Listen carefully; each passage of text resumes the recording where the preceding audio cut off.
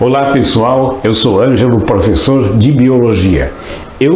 Nessa aula quero falar com vocês sobre densidade populacional, ainda sobre fatores.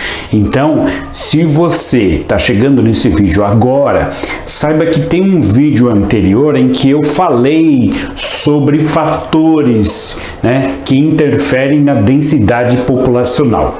Mas não custa nada eu falar para vocês que a densidade populacional é uma forma de se medir a quantidade de indivíduos que tem numa determinada região por um período de tempo. Então, a densidade é muito importante para você perceber como atuam os fatores limitantes. Então, eu falei sobre alguns fatores limitantes. Se você quiser saber antes disso, vai lá.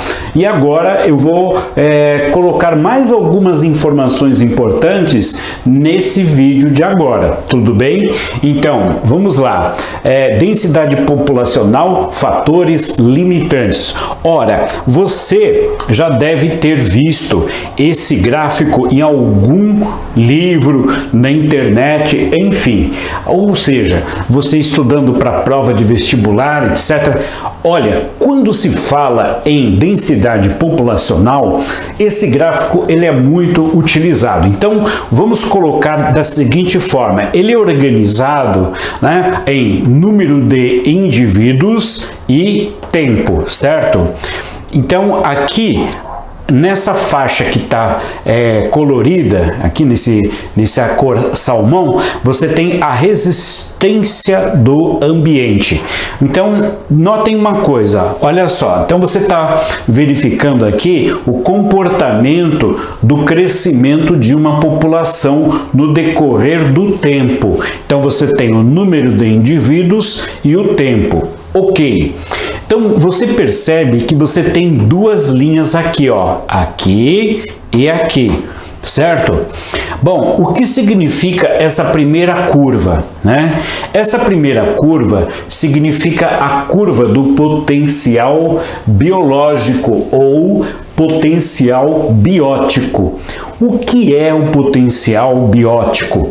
É a capacidade natural ou a capacidade biológica de uma espécie se reproduzir, no decorrer do tempo. Então, por exemplo, um ser humano, ele tem a gestação de um ser humano de 9 meses, certo? Muito bem. É possível que uma mulher dê à luz a 2 crianças, por exemplo, no caso gêmeos, idênticos ou não. Porém, não é uma situação normal uma mulher dar à luz a 2 crianças em cada gestação. Então, em cada gestação, o mais natural é a mulher dar à luz a uma criança, desenvolver um único filho. Então, se a gestação ela é de 9 meses e só nasce geralmente um filho, então o nosso potencial biótico é de um filho por ano, certo? Até porque o ano tem 12 meses. Não dá tempo de ter 2 filhos em 2 gestações de 9 meses, tá bom? Então, deu para entender? Então, esse é o nosso potencial. Então, uma mulher para ter 2 filhos, então, ela vai ter que utilizar vai usar 2 anos de período, tá? 18 meses. Tudo bem? Isso se for uma gestação em seguida a outra. Percebe o que é um potencial biótico? É a capacidade que uma espécie tem de se reproduzir. Agora veja que eu coloquei em uma condição. Isso se ela tiver um filho em seguida ao outro, ou seja, ela deu à luz e na próxima fase fértil dela, ela já engravida. Então, por exemplo, isso pode não acontecer com a mulher. Tá? Então existem coisas que interferem, isso pode não acontecer, mas se suponhamos que isso aconteça simultaneamente, então aí aquela mulher ou aquela população humana, ela estará exercendo o seu potencial biótico da espécie. Então essa curva, na verdade, você percebe que ela está indo lá para cima, né? Ou seja, a população está se reproduzindo ao máximo, certo? Ao máximo. Inclusive, olha só o que acontece. Existe uma linha reta aqui, olha, né, que é um pontilhado, e esse pontilhado representa a capacidade limite do meio. Ou seja, o meio, o lugar, ele tem um limite de tolerância de crescimento daquela espécie. Então, se aquela espécie aumentar demais naquele lugar, naquele meio ambiente, o meio ambiente vai ficar saturado, ou seja, não vai ter, por exemplo, alimento, não vai ter, por exemplo, água o suficiente ou espaço para suportar aquela população. Então, na verdade, o que está acontecendo? Se uma espécie exercer o seu potencial biótico, né, ele vai ultrapassar a capacidade limite do meio. Vocês estão entendendo? Então ele vai ultrapassar. Então isso vai acontecer? Na verdade não. Isso naturalmente não acontece, porque existe uma tolerância do meio ambiente para aquela espécie. Ok? Então, agora aqui, ó, nessa curva de dentro, eu tenho aqui a curva S, tá? Que é uma curva sigmoide. Olha só. Vocês estão vendo que essa curva, ela cresce de um jeito mais suave do que a curva do potencial biótico da espécie. Observem também que essa curva S, ela não ultrapassa a linha pontilhada, que é a capacidade limite do meio. Então, quer dizer, ela vai se estabilizar quando ela chegar no limite de capacidade suporte do meio. Então, isso é o que vai acontecer na realidade. Então, na realidade, a curva do crescimento biológico de qualquer espécie vai seguir a curva S e não essa primeira, que é a curva do potencial biótico da espécie, certo? Por quê? Porque naquele lugar os fatores do meio, como oferta de alimento, oferta de água, oferta de espaço, se for planta, oferta de luz, etc. e tal, vão limitar esse crescimento. Então, essa curva S, ela está mais próxima do local do desempenho ideal de cada espécie. Então, a gente pode considerar que se ela chegar até aqui, ela está bem sucedida, tá? Ela conseguiu fazer valer a sua capacidade. Isso então é uma coisa que não existe. O que existe é a curva S. Tá legal? Muito bem. Então, o que acontece? Reparem, entre aquilo que biologicamente aquela espécie é programada, assim, a fisiologia dela, o organismo dela é preparada para realizar isso aqui, quando na verdade, na prática, ela realiza essa curva S. Então, existe uma diferença entre o que é possível biologicamente fazer, né, e o que realmente se faz na prática, que é essa curva S.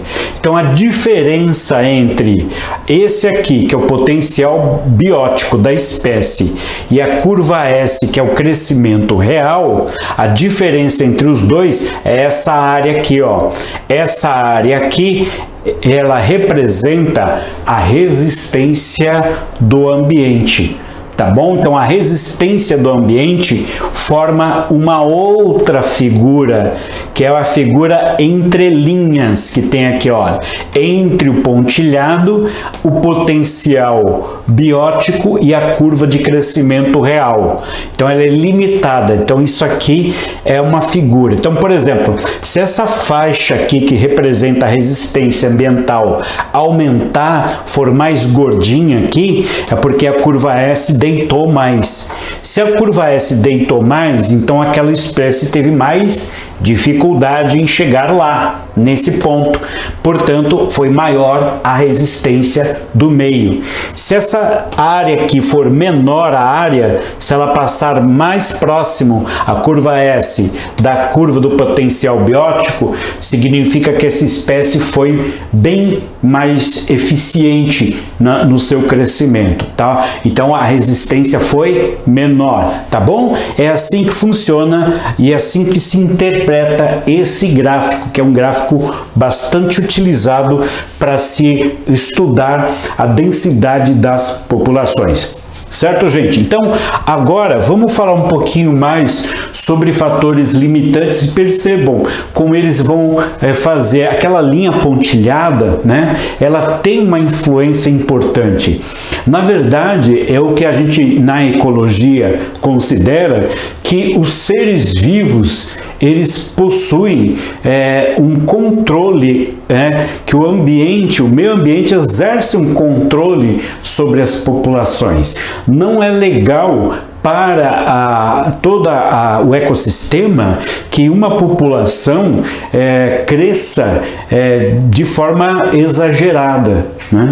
Então, olha, os seres vivos apresentam faixas de tolerância em cada um dos fatores, certo? Dos fatores ecológicos. Então, existe uma tolerância. Os seres vivos toleram, né, até certo ponto. Então, quando qualquer fator fica fora da faixa do limite, o que acontece?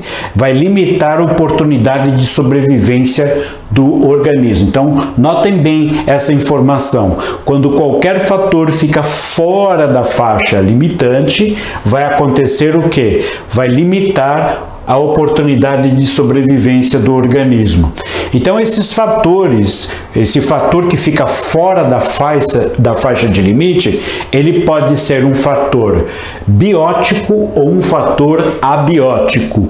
O que significa cada um deles? O fator biótico é aquele fator que está relacionado a um ser vivo.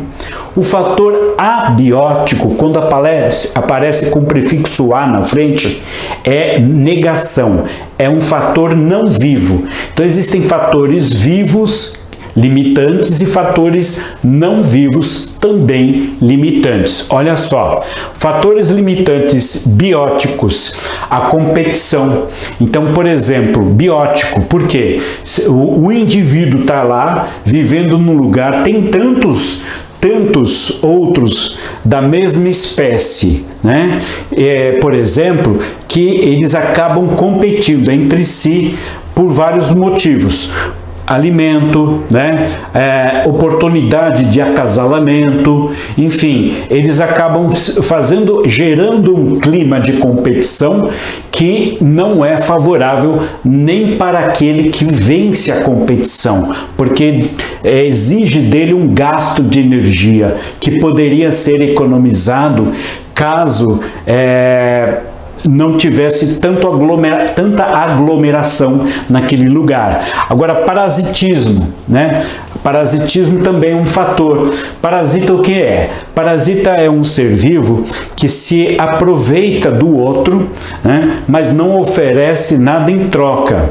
Então, por exemplo, um parasita, um verme, ele pode viver no intestino de um animal, né? Ele retira daquele intestino, daquele animal, nutrientes, ele obtém um lugar para se reproduzir, porém ele não oferece nada em troca. Se ele não oferece nada em troca, ele está prejudicando, porque ele só está tirando. É o que a gente chama de relação unilateral. O benefício só vai para um lado, não tem um retorno. Portanto, o parasitismo é um fator biótico, né, que limita o crescimento de uma população, certo? O predatismo também. A presença de um predador acaba controlando o crescimento daquele grupo, porque o predador ele vai comendo um ou outro, ele vai matando um ou outro e vai eliminando provavelmente o mais fraco, o mais inexperiente, ele vai tirando ele do convívio da sociedade, daquele grupo. Então isso também é um fator limitante, certo? O predador. Agora, os abióticos, quer dizer, que não dependem da vida. Então, a temperatura num determinado lugar, a temperatura do inverno pode ser mais baixa do que o normal, por conta, sei lá, de uma mudança climática, de uma frente fria. Então, de repente, aquela queda anormal, né, na temperatura acaba matando alguns indivíduos, certo? Assim como também o aumento da temperatura mata alguns indivíduos, como até mesmo entre nós seres humanos isso acontece, certo?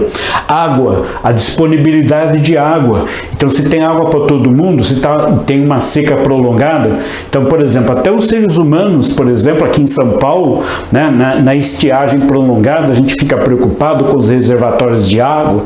Então isso tudo, é claro que a gente não sofre isso como os animais, porque nós temos como contornar essa situação. Aliás, isso já é um fator que diferencia a espécie humana, né? Agora, a luz, no caso de plantas que precisam da luz para fazer fotossíntese, né? E nutrientes. Tá? Então, são coisas que não são vivas, são abióticas, mas que controlam, né, o crescimento e a densidade de uma população. Agora, por falar em ser humano que contorna essa situação, é interessante a gente lembrar que através da tecnologia o homem tem ampliado a sua faixa de tolerância, de modo a sobreviver em várias regiões da biosfera e até mesmo fora dela. Então a gente sabe que tem, por exemplo, fora da biosfera, você tem lá a Estação Espacial Internacional, onde pessoas ficam lá por meses até, né? Então o ser humano é capaz de ampliar, né? Ele cria através de sua inteligência e de sua capacidade de modificar o meio ambiente as condições que fazem com que eles possam empurrar esse limite para lá e sobreviver. Então a medicina também, que acaba fazendo com que o ser humano prolongue a sua vida, né, e acabe driblando a sua capacidade limitante, né, os fatores limitantes do meio ambiente.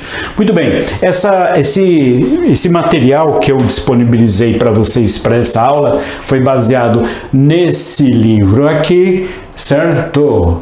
Biologia, da editora Saraiva, César e Tereza Costa, tá bom? Então, vocês gostaram desse vídeo? Então, dê um joinha, compartilhe, inscrevam-se no meu canal, sigam-me no Instagram. Temos o Facebook na página Biologia para Estudar e também você pode incluir aí no Skype Professor Ângelo Vieira para que nós possamos desenvolver um trabalho individualizado. Tá legal? Um abraço para vocês e até a próxima. Tchau!